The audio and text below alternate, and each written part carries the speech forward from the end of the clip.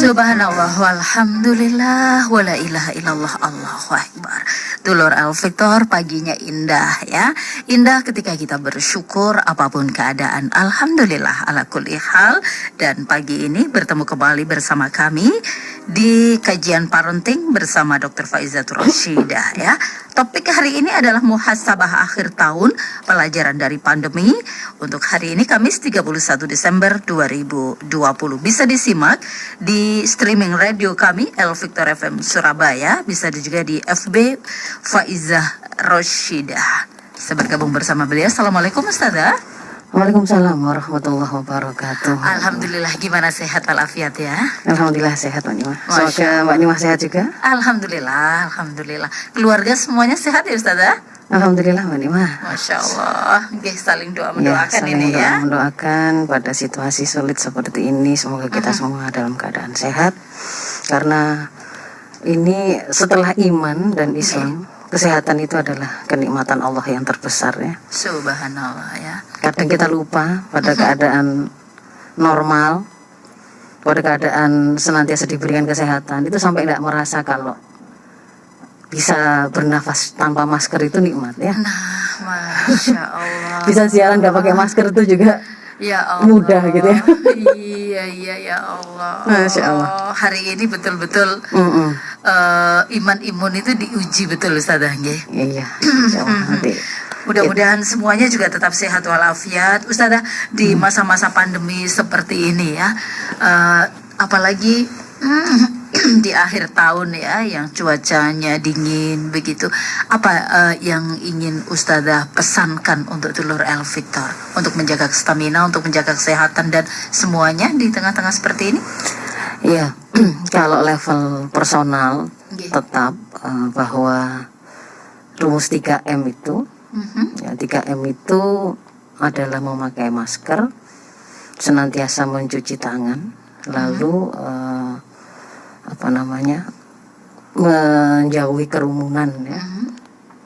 Kemudian juga seandainya kemudian kita berkumpul begitu, melakukan social distancing, memastikan durasinya itu jangan kemudian berlama-lama. Durasinya jangan lama-lama, sesegera mungkin begitu Mbak Nimah. Lalu diusahakan untuk melakukan, kalau ada pertemuan yang harus dilakukan itu di tempat yang terjamin ventilasinya. Jadi lebih semakin terbuka semakin aman bagus, ya, semakin jadi, bagus. Berarti dihindari ruang-ruang tertutup. Betul. Betul. Dihindari ruang-ruang tertutup. Hindari berlama-lama dalam satu ruang tertutup dengan banyak orang. Nah, itu. Ya. Virus itu suka dengan yang tertutup begitu? Bukan begitu sebenarnya kan. Gimana? Virus itu sebenarnya kalau dibilang gampang ya, karakternya itu gampang ya. Gampang dalam arti gini, dia itu hanya bisa hidup di dalam makhluk hidup. Kalau dia di luar makhluk hidup, dia tidak bisa hidup. Dia menjadi sesuatu yang dibilang makhluk hidup ya nggak hidup gitu ya. Tapi dia begitu masuk ke dalam tubuh manusia, tubuh hewan yang menjadi hostnya, tempat tinggalnya begitu, maka dia kemudian bisa mengambil alih perintah ya, protein gen yang dia miliki itu sampai bisa mengambil alih dan memerintah tubuh kita sebagaimana maunya ya. Tapi kalau dia di luar tubuh makhluk hidup, dia itu memiliki kulit atau permukaan yang terdiri dari lemak ya, yang itu sangat mudah untuk dilunturkan. Yang bahaya itu kan isinya tadi itu, yang protein tadi itu dibungkus oleh semacam lemak begitu, gampangannya begitu Mbak Nimah ya. Yang lemak itu kalau kemudian ada di luar tubuh kita, di permukaan tangan kah, di benda-benda di sekitar kita, ketika kemudian dia itu dilunturkan dengan sabun, sudah luntur dia. Luntur ya? Iya. Itulah kenapa kok diperintahkan untuk cuci tangan. Karena kalau kemudian seandainya ada apapun yang nempel, virus itu ada nempel di tangan kita kah, itu di sabun itu sudah. Tapi jangan cuma air saja, tapi harus dengan sabun supaya melunturkan. Jadi harus dengan sabun. Dengan sabun. Ya? dengan sabun atau kemudian pakai apa namanya hand sanitizer kan yang berbasis alkohol itu. Begitu. Terus kemudian kenapa kok kemudian memakai masker seandainya kemudian slogannya kan maskerku melindungimu, maskermu melindungiku. Melindungiku, iya. Seandainya kemudian kita itu sehat, teman bicara kita kurang sehat, maka kedua-duanya akan saling melindungi untuk tidak saling menularkan atau tertulari kan begitu kan. Kita tidak tahu karena bisa jadi ada orang dengan virus ini dalam tubuhnya tapi tidak ada gejala dan itu mayoritas. Terutama anak-anak itu. Iya, kelihatannya bermain sana sini ternyata mereka lah yang menjadi sumber penularan yang membuat orang-orang tua, neneknya atau orang tuanya itu yang kemudian menjadi sakit. Jadi yang ketularan orang-orang tua di sekitarnya. Yang jadi anak-anak itu membawa ya. Yang mereka itu bermain ke sana sini kelihatannya sehat-sehat saja gitu dengan tetangganya ke sana ke sini enggak maskeran enggak apa ya. Anak-anak itu kuat ya Ustazah ya. Ya qadarullah memang pada di antara karakter virus ini pada yang kemudian kita pelajari memang lebih berat pengaruhnya pada orang dewasa. Orang dewasa ya. Tapi ya ada anak-anak terutama yang mereka yang rentan ya, ya kemudian juga sampai jatuh pada fatal bisa. Iya, anak-anak itu biasanya kalau sudah main, masya Allah seperti itu, kemudian disuruh masker juga agak sulit begitu ya. Kemudian pulang ke rumah gitu, kalau nggak diingatkan, nggak segera cuci tangan, ya memang orang tua harus betul-betul protek ya dalam hal ini. Ustazah, berarti untuk persoalan ini kita nggak bisa abai ya. Kenapa harus masker? Kenapa harus gitu kan? Kenapa harus masker gitu? Dan sebenarnya tidak semata-mata masker. Itu tadi kan saya bilang kalau level personal ya. Tapi justru kemudian yang akan kalau bahasa hadis yang disampaikan oleh Amr bin As itu kan justru rekomendasi dia ketika kemudian menangani pandemi di Amwas itu, dia mengatakan yang menjadi bahan bakar seperti bahan bakar yang akan merembet membakar kayu-kayu bakar itu ya pertemuan ya. Pertemuan antar manusia itu, interaksi itu. Itulah kemudian kenapa rekomendasi berikutnya adalah memang social distancing. Social distancing itu ya. Jadi memang harus ada itu ya. Mengurangi pertemuan. Mengurangi pertemuan. Karena kalau dia hanya ketemu batu dengan batu gitu ya, kan nggak ada makhluk hidupnya. Nanti kena sabun, kena deterjen, kena matahari, lama-lama dia juga akan mati begitu. Tapi begitu dia masuk ke dalam makhluk hidup, nah itu loh dia bisa mengambil alih perintah yang kemudian dilakukan, ditaati oleh tubuh kita itu. Jadi memang kalau tidak betul-betul urgent begitu ya, tidak bisa ketemu ya, kalau ketemu pun nggak bisa lama-lama, nggak boleh lama-lama ya. Iya, itu rekomendasi yang masih bisa kita lakukan hari ini. Tapi tidak semata-mata. Tapi kalau kemudian kita bicara mau menghentikan pandemi, tidak semata-mata itu. Nggak bisa kok sekedar itu. Ya? Di situ, ya nanti kita ambil pelajaran yang masuk dalam topiknya sekalian. Jadi nanti kita mengambil muhasabahnya ini. Muhasabah silahkan Ustazah. Melakukan sebuah kontemplasi, mengambil pelajaran dari apa yang sudah kita alami hampir 1 tahun ini ya Mbak Nima. Kalau dihitung dari awal pandemi yang berasal dari Cina itu ya 1 tahun, kan Desember. Cuman kita baru melakukan dikatakan dilaporkan mulai ada kasus dan kemudian diambil tindakan per Maret ya. Tapi sebenarnya sebelum itu jadi 1 tahunan inilah kita sudah merasakan. 1 tahun. Dan 1 tahunan ini kita mengalami banyak hal dan merasakan banyak hal ya. Kalau di masa Rasul itu disebut beliau pernah mengalami amul huzni, tahun kesedihan karena paman beliau Ali bin Abi Thalib meninggal, Khadijah meninggal itu. Pada tahun ini sebagaimana layaknya masa pandemi, kita bertemu dengan banyak kematian, kita mendengar banyak kematian. Oh, Masya Allah. Dan itu mungkin kita mendengarnya dari orang-orang yang mulai dari yang jauh sampai kepada orang-orang terdekat yang sangat kita cintai ya, yang kita mungkin mulanya mengira masih lama kebersamaan itu dengan mereka, dengan orang tua kita, mungkin anak kita, saudara kita, guru-guru kita, murid kita. Hari-hari ini benar-benar ya layaknya pandemi. Kalau kita melihat berapa kira-kira yang kemudian mengalami masa-masa kesedihan itu karena kehilangan-kehilangan ya banyak ya sekarang ini. Kita mengambil kesempatan pertama ini untuk mendoakan dulu ya Mbak Nikmah, menyampaikan doa untuk guru-guru kita yang saat ini itu paling tidak kita mendengar A.A. Gim, Syekh Ali Jaber ya, kemudian siapa?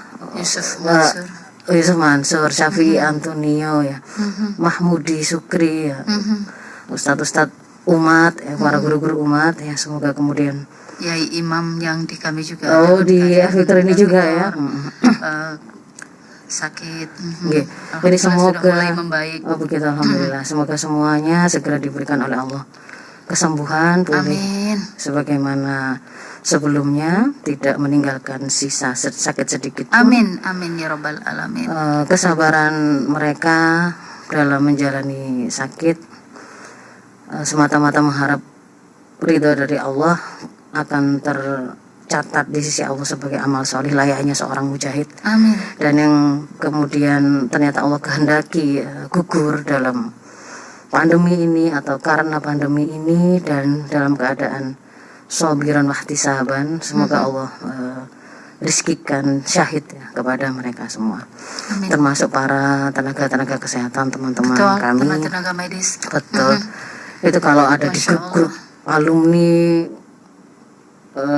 FK ya atau teman-teman grup dokter itu setiap hari itu Mbak Nima. Setiap hari kita mendengar berita positif, berita kematian, berita mulai masuk ICU, mulai intubasi untuk pasang ventilator atau kesulitan untuk mencari rujukan ya misalnya dari puskesmas ke rumah sakit. Yang dari Surabaya dapatnya akhirnya di Malang, macam-macam gitu ya. Karena memang saat ini sedang dalam keadaan semakin tinggi ya.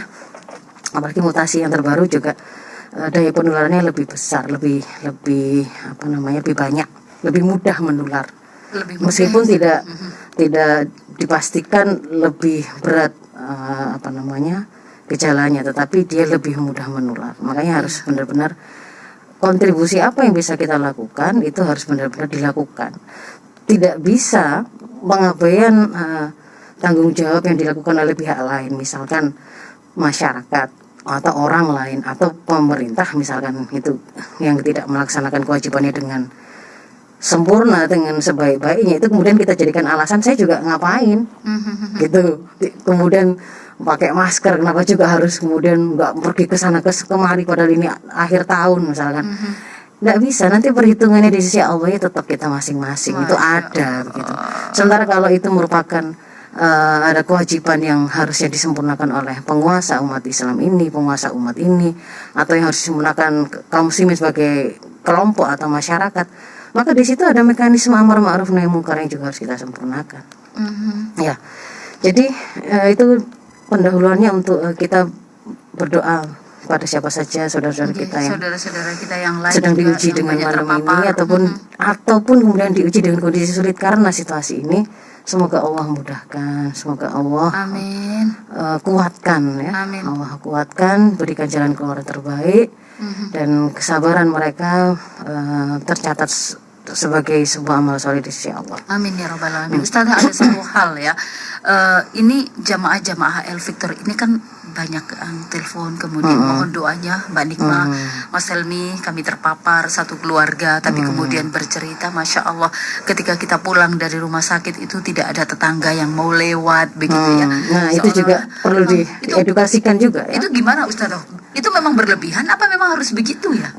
Itu stigmatisasi yang tidak perlu, stigmatisasi yang salah ya. Itu kan justru ketika kemudian kita mendapati ada seseorang yang terinfeksi COVID ini, gitu ya, maka yang harus dipastikan orang yang sakit itu kan dia harus mengisolasi dirinya kan? Maka berarti dia memang justru tidak boleh berinteraksi dengan masyarakat luas, apalagi masyarakat yang sehat, sehingga dia memang harus dibantu untuk memenuhi kebutuhan-kebutuhannya seandainya diperlukan. Dia itu harus melakukan interaksi-interaksi, misalkan mencari makanan, memenuhi kebutuhan-kebutuhan sehari-harinya, begitu. Padahal dia tidak boleh kan jalan-jalan ke pasar, kan itu akan membahayakan masyarakat. Maka pada kondisi seperti itu seharusnya justru kita kemudian sebagai anggota masyarakat itu memastikan membantu saudara-saudara kita yang sedang menjalani isolasi ini tadi. Kalau di rumah sakit kan jelas ya, mereka memang justru ada di tempat yang sudah diamankan, sudah dengan protokol yang sudah mengetahui bagaimana cara memisahkan mereka, bentuk-bentuk interaksi yang dibolehkan sehingga mengamankan penularan itu kepada orang yang sehat. Tetapi kalau di rumah ya berarti mereka ya ada di rumah, memang harus tahu diri. Saya tidak boleh kemana-mana, saya tidak boleh pura-pura kalau saya pakai masker nanti dikira saya itu positif, maka sengaja saya tidak pakai masker. Itu tambah membahayakan. Padahal Rasul mengatakan la dharara wa la dirara, tidak boleh membahayakan diri sendiri, menimpakan bahaya pada diri sendiri maupun pada orang lain. Itu hukumnya haram gitu loh, justru nggak boleh. Nah kenapa kok sampai ada orang yang sampai berlaku seperti itu? Karena ada stigmatisasi. Kalau kemudian nanti ketahuan saya itu COVID, ternyata malah disuruh keluar dari kampung itu, gitu kan ya? Malah disuruh menjauh gitu ya. Justru kayak padahal kan dia cukup dia ada di rumah saja, nanti kemudian dia tidak berinteraksi dengan orang sehat di luar rumahnya. Kalau misalkan ada yang di rumah itu rumahnya tidak memungkinkan untuk tinggal bersama orang lain, berarti yang lain juga diungsikan atau dia yang diungsikan begitu ya. Nanti kemudian kan masyarakat ini Ustazah melihat bahwa misalkan si A itu terpapar begitu, seolah-olah bahwa apapun yang dia punya di rumah itu semuanya menjadi terkena semuanya kan begitu. Apa benda-benda yang ada di rumahnya itu semuanya penuh dengan virus begitu. Seolah-olah melihatnya masyarakat itu seperti itu sampai gitu. Ya Allah. Begitu. Ya, jadi ada paranoid karena ketidaktahuan ya. Ketidaktahuan. Tidak seperti itu kan sebenarnya. Pada penelitian akhir-akhir ini kan sesuatu yang baru memang sebenarnya COVID ini ya. Semakin kesini memang kemudian ada sebuah hasil yang penelitian yang menunjukkan bahwa nggak sekedar melalui droplet sepertinya penularan itu, bisa lihat aerosol itu berarti kayak kita bicara begini. Nah ini bisa gitu. Tapi yang suka makan bersama itu itu malah di warung itu malah dapat itu relatif kena ya. Tapi kalau kemudian hanya mensuplai bahan makanan untuk tetangga kita yang kena COVID dengan memberikan nyantolkan makanan itu di dapur di depan pintu, ya enggak lah. Dia enggak bisa lompat menembus pintu, menembus tembok kayak apa namanya?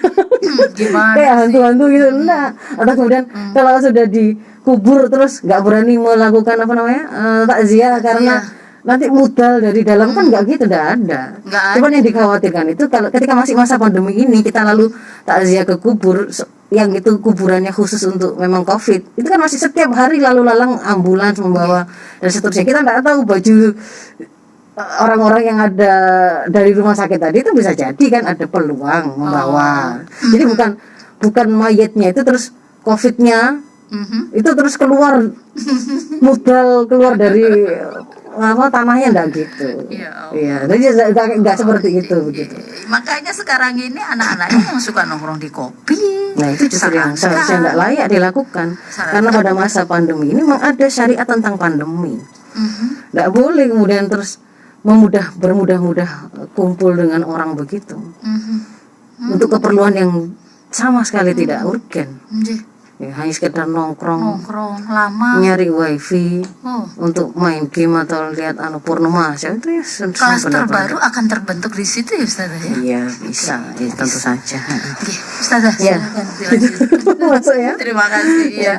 Muhasabah akhir tahun ini adalah sesuatu yang saya kira sebenarnya momentumnya sih nggak harus saat ini, tapi muhasabah itu harusnya kita lakukan kapanpun juga ketika kita menginginkan kita senantiasa ada dalam kebaikan, sehingga kapanpun tapi sengaja kita mengambil momentum. Kebetulan besok itu tahun baru Masehi ya, yang orang kemudian masih nuansanya itu rasanya saya mau memulai sesuatu yang baru, memiliki resolusi baru di tahun yang baru. Nah kita mau memberikan sebuah inspirasi tentang apa pelajaran bisa kita ambil dalam satu tahun di 2020 ini, terutama pelajaran yang dibawa oleh pandemi. Nah, jadi ini adalah dalam rangka untuk memastikan bahwa kita menjalani kehidupan yang semakin hari semakin baik begitu ya. Karena kalau sampai kemudian apa yang kita lakukan itu sama dengan hari yang kemarin, itu sebenarnya kita sudah mengalami kerugian karena umur kita sudah berkurang, tapi kok amal kita, kebaikan kita kok kemudian tetap sama. Apalagi kalau kemudian ternyata kita malah melakukan sebuah amalan, menjalani hidup yang lebih buruk daripada kemarin. Maka itu adalah sebuah kerugian, sebuah kecelakaan ya. Sehingga yang harus kita lakukan adalah upaya kita untuk memperbaiki kehidupan di masa depan. Itu fokusnya ke sana. Jadi bukan dalam rangka untuk menyambut tahun baru ya, Mbak Nima ya. Itu yang pertama. Lalu yang kedua, apa yang kemudian kita bisa ambil pelajaran dari pandemi ini? Ada banyak sekali pelajaran yang dibawa oleh pandemi ini, tapi kita akan mencoba, saya akan coba membatasi pada beberapa hal, bahwa pandemi ini kemudian mengajari kita tentang satu nasihat yang oleh Rasul disebut sebagai nasihat terbaik ya. Pelajaran tentang kematian. Ya, satu ya. Bahwa kematian itu sebenarnya sesuatu kita sudah paham kalau dia itu kullu nafsin dha'iqatul maut ya. Setiap yang bernyawa pasti mati. Kita sudah tahu itu, bahkan sudah hafal ya.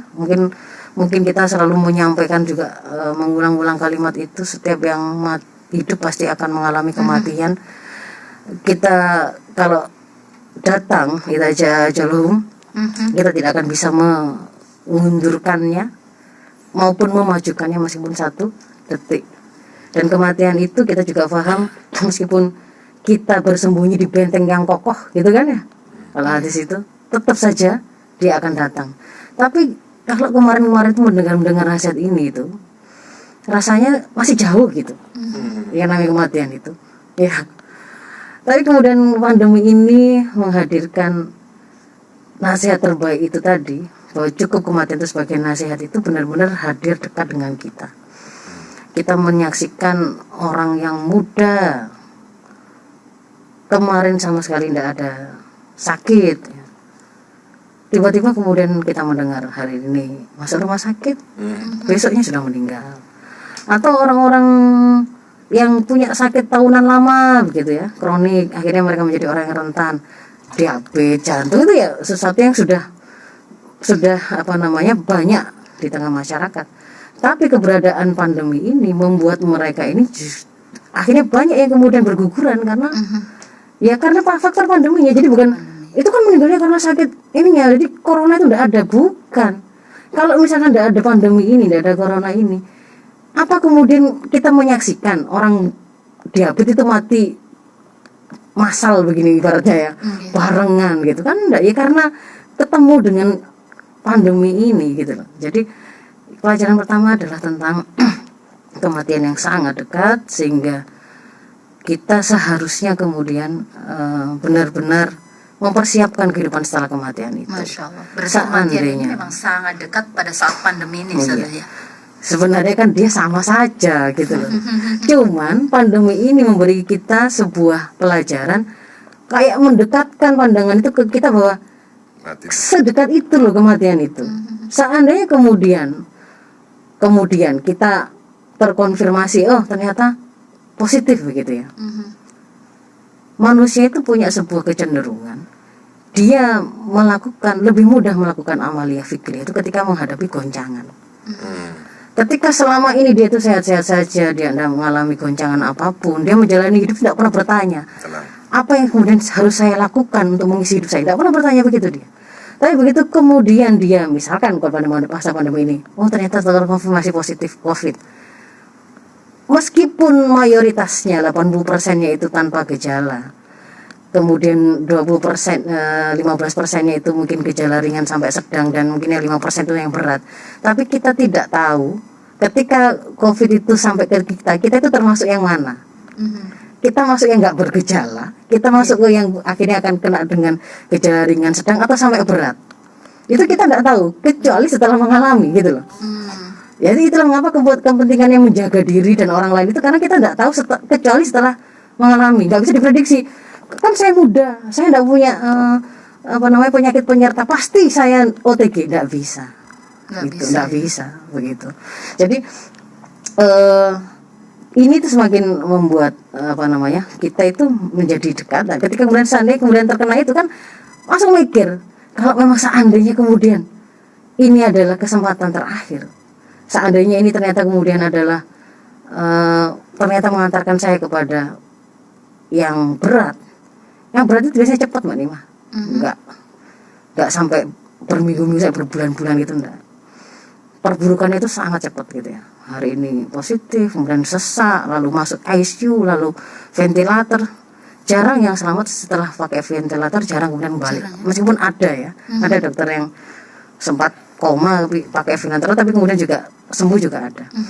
Nah, ketika kemudian tahu bahwa kemungkinan cepat, mungkin 3 hari, mungkin 4 hari, baru berpikir betul apa yang benar harus saya lakukan untuk mengisi 4 hari saya, 5 hari saya, sebelum nanti misalkan saya sudah mengalami sesak, pakai ventilator, tidak bisa ngomong dengan keluarga, apa yang saya pesankan, apa yang kemudian saya nasihatkan pada anak saya, baru berpikir begitu gitu loh.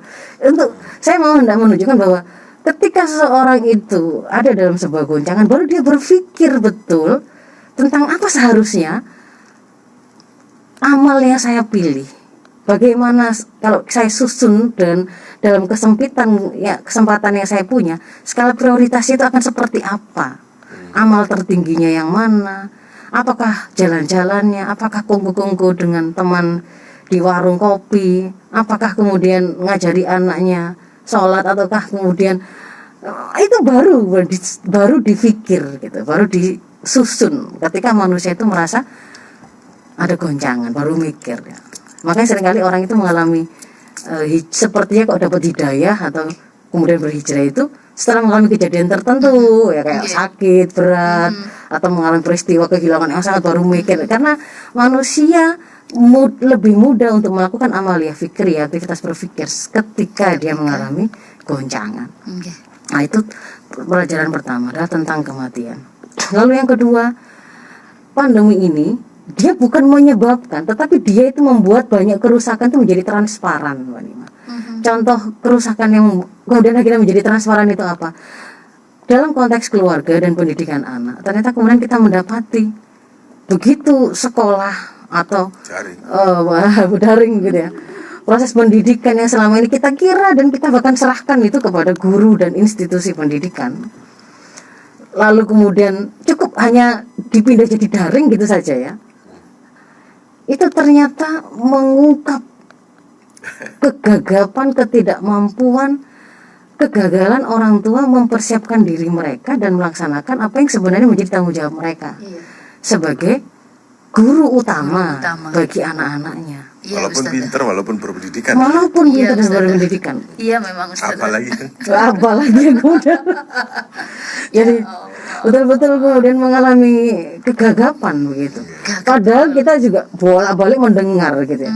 Kalau Rasul mengatakan ma min mauludin illa yuladu alal fitrah fa abawahu yuhawidani aw yunasirani aw yumajisani, itu bolak-balik diulang.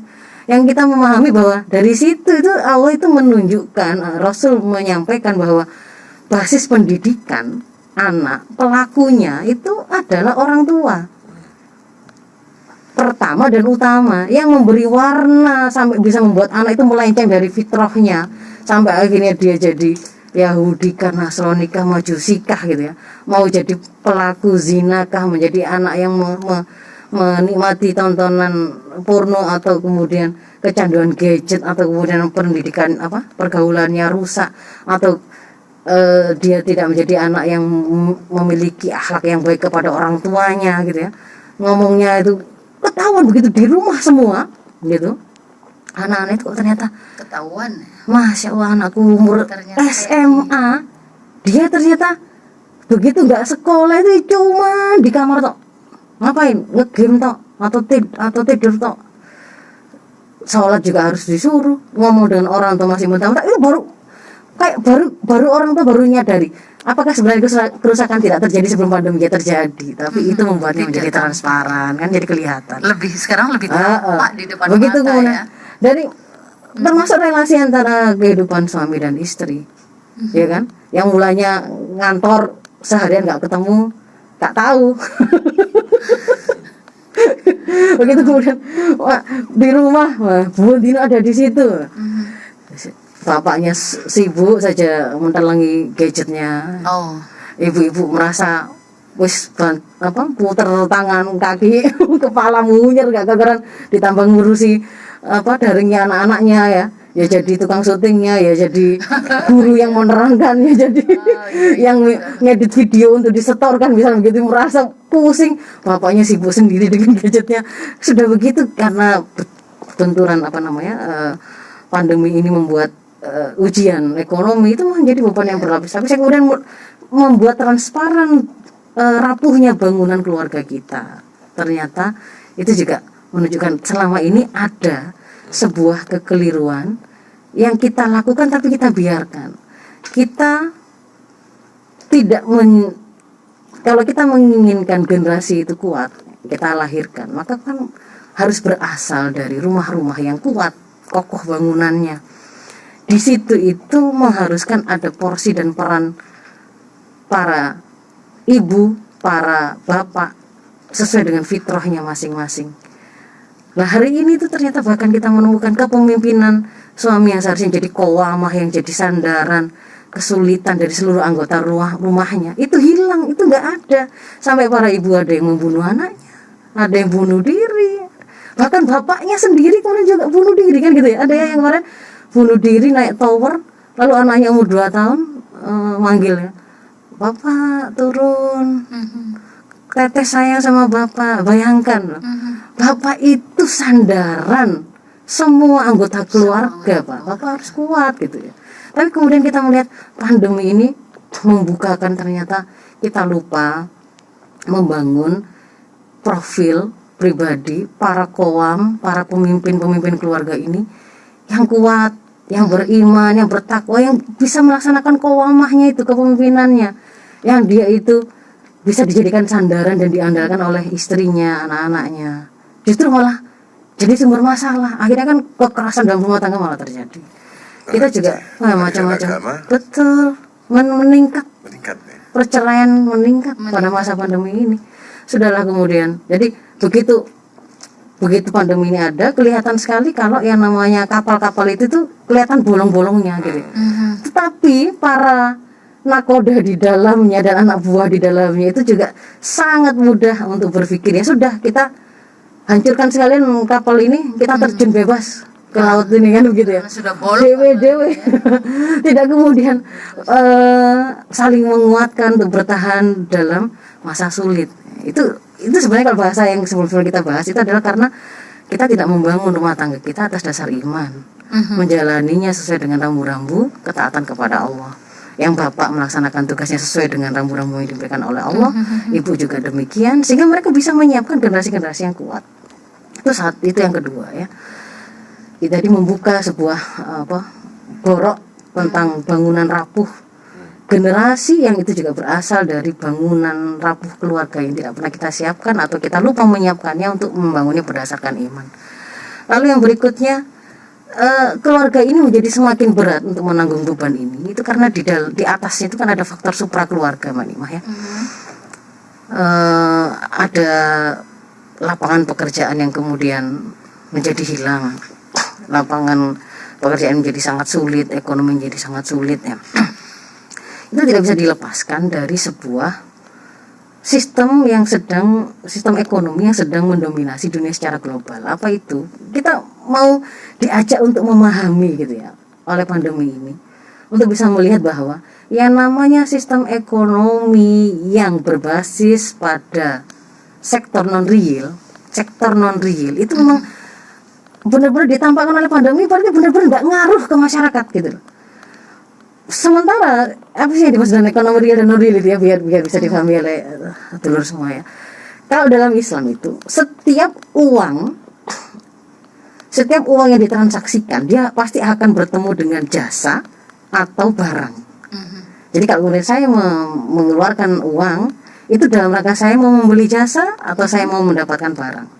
Dan itu pindah uang itu secara real. Saya kemudian mendapatkan barang atau jasanya, seseorang mendapatkan uang itu real. Itu namanya sektor real, yang ada di pasar, yang ada di transaksi masyarakat itu. Sementara kalau sektor real itu uang itu angkanya secara catatan digitalnya itu sepertinya itu sampai triliunan terjadi transaksi pindah dari akun ini pindah ke, tapi sebenarnya dia itu, dan ini hari ini merupakan hampir lebih dari 70% ya transaksi yang mendominasi sistem ekonomi secara global itu adalah sekedar uang ketemu uang. Jadi gini, saya memiliki uang itu akan kemudian saya investasikan, dimasukkan, dan investasi itu bukan untuk membuka sebuah industri yang kemudian menghasilkan barang, membuat ada jasa yang terpakai lalu dia mendapatkan gaji, bukan begitu, tetapi cukup disimpan di dalam bank dengan mekanisme riba, berharap setelah hanya bertambah waktu saja menjadi berubah angkanya, menjadi ada selisih. Nah, itu yang sebenarnya kemudian sedang mendominasi dunia hari ini, sistem transaksi ribawi. Oh begitu ya. Transaksi ribawi ini yang ada di falas, yang ada di bank-bank, riba itu. Jadi uang itu tidak bertemu dengan barang atau jasa, sehingga ketika berputar pun itu tidak langsung mempengaruhi kepada perekonomian masyarakat. Dan itu yang paling banyak. Nah, ketika kemudian pandemi ini terjadi, sebenarnya krisis ekonomi pada 2021 besok ini. Jadi ini yang kemudian salah satu kenapa uang tidak banyak berkeliaran di luar itu ya. Nggak ada realnya. Kalau yang non real, wah angkanya besar. Jadi yang entah di mana itu. Realnya itu nggak banyak berkeliaran. Yang real itu adalah yang pindah ke, kalau dari satu orang ke orang lain itu ada jasa yang berpindah yang udah dia rasakan. Oh, ada guru yang bisa ngajari anak saya, ada bemo yang membawa saya, itu real, transaksi real. Makanya sempat berpikir uang ini kemana ya. Nah, 80% itu ada pada sektor non real. Nah, sektor non real itu kok sampai banyak seperti itu, kok tidak seperti apa yang disampaikan oleh Islam. Itulah sistem ekonomi ribawi. Itu yang mau pelajarannya dari pandemi ini. Kok bisa saya katakan pelajaran dari pandemi gimana? Sebenarnya sistem ekonomi kapitalisme yang ribawi itu senantiasa mengalami yang namanya krisis karena sektor non real tadi. Satu saat kan nanti angka itu sampai menggelembung besar, pada waktu dia meminta untuk dicairkan real menjadi real, disitulah kemudian ternyata kok tidak ada, meletus krisis. Nah, biasanya krisis-krisis ini tuh kemudian bisa terreset atau terkendali ketika kemudian digerakkan sektor realnya. Sektor realnya misalkan kalau zaman sebelum Perang Dunia II itu justru krisis itu selamat gara-gara ada perang, lalu industri senjata itu digerakkan, akhirnya ada uang yang bergerak, sektor realnya berjalan. Pandemi ini membuat sektor real yang disandarkan untuk memperbaiki krisis ekonomi yang disebabkan oleh sistem ekonomi ribawi tidak bisa dilakukan. Kenapa? Karena pandemi ini memukul faktor produksinya. Manusianya itu nggak boleh ngumpul. Manusianya itu justru nggak bisa kemudian itu dipaksa untuk melakukan industri yang real, itu yang sungguhan menjadi orang yang bekerja. Akhirnya itu menjadi sesuatu yang sulit. Dan dari sini kita bisa melihat, berarti kan benar-benar terasa gitu loh ya, pandemi ini membukakan mata kita bahwa ekonomi non real itu tuh enggak ngefek ke masyarakat gitu. Sehingga jangan kemudian kita malah menikmati dan berlama-lama ada dalam sebuah sistem ekonomi yang menjadikan ekonomi itu berjalan berbasis pada non real, transaksi non real yang ribawi itu yang berikutnya. Jadi sebabnya karena pandemi itu sendiri berarti ya? Bukan karena pandeminya. Pandemi ini tuh sebenarnya membuat kerusakan kapitalisme itu menjadi transparan. Realitanya ternyata setelah ada pandemi itu banyak yang tidak boleh bekerja di kantor, pulang, jadi pengurangan kerja, betul, tidak boleh kumpul dan sebagainya. Saat ini ya itu dibutuhkan sebuah aktivitas industri yang real itu tadi, orang disuruh bekerja itu sebenarnya dibutuhkan itu untuk menggerakkan roda perekonomian yang sedang mengalami krisis. Yang krisis itu bukan disebabkan karena transaksi real itu, krisis itu karena transaksi non real yang ribawi tadi loh. Ya bayangkan saja kenapa nggak bisa jadi krisis, mulanya itu uang itu 1 juta, kok dari mana kemudian dia bisa menjadi 2 juta tanpa ada sebuah pertukaran dengan jasa dan barang yang terjadi di sana gitu loh. Cukup dengan disimpan kan gitu kan ya. Ketika ada di falas itu, orang yang membeli saham dia tahan sebentar, oh ada ada tren ini harganya naik, dia lepas, padahal sama sekali dia saham tadi itu tidak kemudian memproduksi satu produksi tertentu, industri tertentu. Jadi cuma gambling saja. Saya borong saham, saya tahan sebentar, oh naik, saya lepaskan, angkanya tadi sudah ada selisih uang. Nah, dari mana uang itu gitu loh. tidak ada yang bergerak kan gitu. Nah, baik, itu Ustazah. yang berikutnya. Termasuk kemudian kalau di level personal ini bahkan kemudian kita mengambil sebuah pelajaran, pandemi ini membuat kita juga paham bahwa ada beda, mungkin baru jelas gitu ya, beda antara kebutuhan dengan keinginan. Begitu pandemi, orang disuruh di rumah, artis-artis di rumah. Ternyata mereka bisa hidup tanpa harus menggunakan fashion yang harganya sekian. Kebutuhan akan tampil dengan tas, dengan kuku yang bagaimana, dengan bulu mata yang bagaimana, atau kemudian tampilan mobil atau kendaraan seperti apa dan seterusnya. Begitu kemudian di rumah gitu ya, tidak dibutuhkan pertemuan-pertemuan itu. Ternyata kita bisa mendapat pelajaran manusia itu tetap hidup tanpa barang-barang itu. Yang artinya kita akhirnya bisa melihat bahwa bukan itu sebenarnya kebutuhan, itu nggak termasuk kebutuhan. Itu sebenarnya adalah keinginan yang oleh sistem kapitalisme hari ini dia kaburkan, plus bahkan dia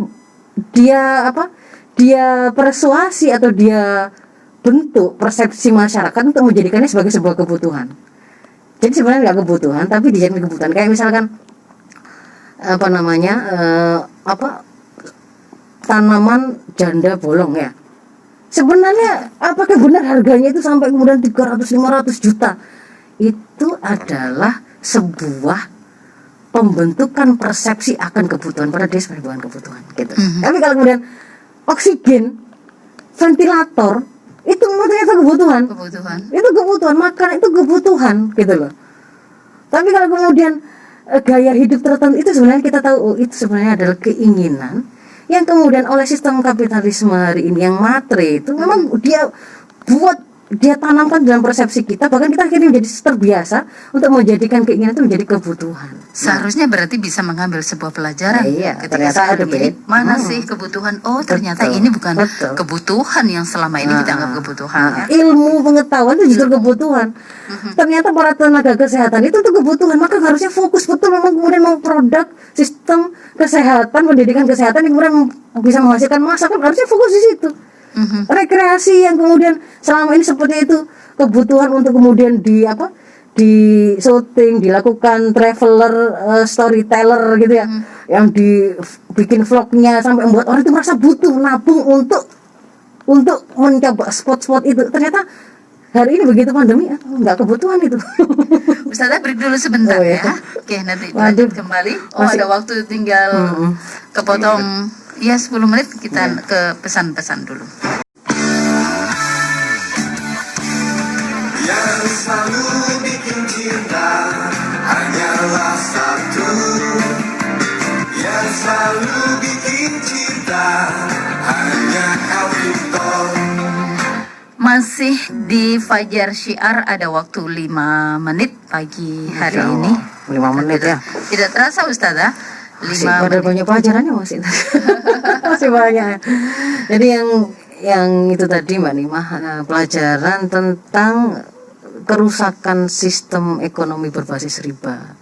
Yang kadang kita lupa begitu, padahal sudah jelas-jelas Allah itu memberikan sebuah peringatan. Bahkan kalau kemudian kita itu tetap ngotot mengambil riba, itu Allah itu mengancamnya akan memeranginya loh. Padahal kan Al-Baqarah 279 itu kan di sana Allah berfirman, a'udzubillahi minasyaitonirrajim, fa illam taf'alu fa'dhanu biharbim minallah wa rasulih. Ini sangat keras sekali ini. Jadi kalau kamu itu tetap melakukan itu, maksudnya tetap nggak mau meninggalkan sistem ekonomi ribawi itu, yang kemudian pada prakteknya kalau hari ini itu adalah justru menyengsarakan, karena dia berbasis sektor non real yang 80% uang itu diputar untuk non real gitu loh, nggak ngefek kepada kesejahteraan masyarakat. Maka ketahuilah bahwa Allah dan Rasul itu akan memerangimu loh. Ini kan mengumumkan perang sebenarnya kepada diri kita, itu mengumumkan mau diperangi oleh Allah dan Rasulnya. Masa ya kok nggak sadar gitu ya. Kalau hadis itu mengatakan bahwa dosa paling ringan pun itu seperti menzinai ibunya. Jadi harusnya itu memang kemudian kaum muslimin itu pandemi ini jelas-jelas menampakkan bahwa ternyata sektor non real itu nggak ngefek sama sekali. Justru makanya kemudian yang dikejar-kejar itu adalah transaksi yang sifatnya real itu di tengah masyarakat, itu yang berpengaruh pada kesejahteraan gitu. Nah, jadi ini semoga menjadi sebuah pelajaran tentang keharusan kita meninggalkan sistem ekonomi ribawi. Yang berikutnya, terkait dengan sistem kesehatannya, Mbak Nima.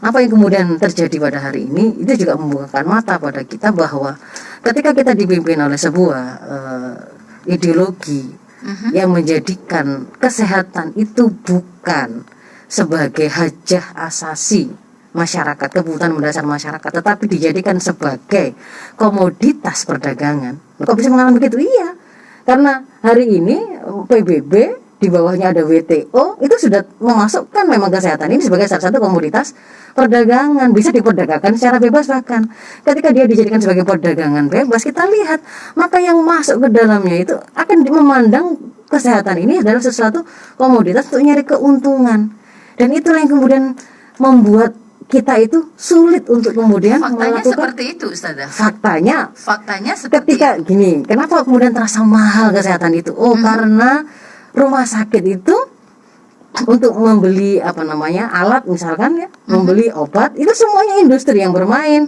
Dan para pemodal yang kemudian masuk ke situ untuk mencoba mencari keuntungan, karena menguntungkan. Semakin itu merupakan sebuah kebutuhan yang sifatnya mendesak bagi masyarakat, kan pasti dibutuhkan kan. Pasti kan orang nyari itu yang namanya ventilator. Kalau kemudian dijadikan itu sebagai sebuah barang dagangan, dipajai, dicari keuntungannya, dibolehkan orang itu kemudian mendominasi produksi sampai distribusinya obat-obat misalnya. Karena mereka jualan. Mereka jualan. Kenapa kok sampai terjadi begitu? Karena memang sudah ditetapkan kesehatan ini sebagai sebuah komoditas, dan itu tidak diperbolehkan dalam Islam. Seharusnya Kesehatan itu bukan komoditas perdagangan, tetapi kebutuhan pokok masyarakat yang wajib dipenuhi oleh negara secara langsung. Jadi ada penanggung jawabnya secara langsung. Kalaupun kemudian ada swasta atau perorangan yang ada di situ untuk kemudian terlibat membantu negara memberikan pelayanan lebih baik, itu dibolehkan. Berarti secara Islam itu sudah seharusnya menjadi fasilitas ya. Fasilitas kebutuhan pokok warga negara. Ustazah, ini karena waktu ya, mohon Ya. maaf. Jadi Dulur Elfiter juga sampai nggak kebagian waktu untuk pagi hari ini. Mohon Jadi maaf ya. intinya adalah benar-benar sudah saatnya kemudian kita menyadari bahwa ternyata Allah menghadirkan pandemi ini itu ada berkah ya di belakangnya yang kita bisa lihat, kita pahami, kita sadari bahwa ada banyak kerusakan yang kita lakukan sendiri. Kalau pakai bahasa Quran itu zaharul fasadu fil barri wal bahri bima kasabat aydin nas. Ada kerusakan yang nampak di daratan dan di lautan. Itu karena ulah tangan manusia. Ulah tangan manusia itu kalau kita baca tafsirnya itu adalah karena kemaksiatan dan dosa-dosa yang mereka lakukan. Apa yang dimaksud dengan kemaksiatan dan dosa itu? Kita berpaling dari tuntunan Allah. Kemudian kita justru malah mengambil aturan lain selain Allah, gitu ya. Yang kemudian itu berkorelasi kepada terjadinya penghidupan sempit yang kita rasakan sebagaimana yang disampaikan di Toha, surat Toha itu. Ya, kalau kita itu berpaling dari peringatan Allah, kita nggak mau kembali kepada tuntunan kehidupan yang diberikan oleh Allah, syariah Allah, maka kita akan merasakan ma'isyatan donka wa nahsyurum yaumil qiyamati a'ma. Kita akan merasakan kesempitan hidup di dunia dan nanti di akhirat akan dikumpulkan dalam keadaan buta. Semoga ini menjadi pelajaran. Semoga kita kembali, saatnya kita kembali kepada Allah. Tahun depan semoga kita kemudian menjadikan tuntunan Allah ini teraplikasikan baik pada level kehidupan perorangan, keluarga, sosial kemasyarakatan dan bernegara. Saya mohon maaf kalau ada hal-hal yang kurang berkenan. Ihdinas siratal mustaqim. Assalamualaikum warahmatullahi wabarakatuh. Waalaikumsalam warahmatullahi wabarakatuh. Mudah-mudahan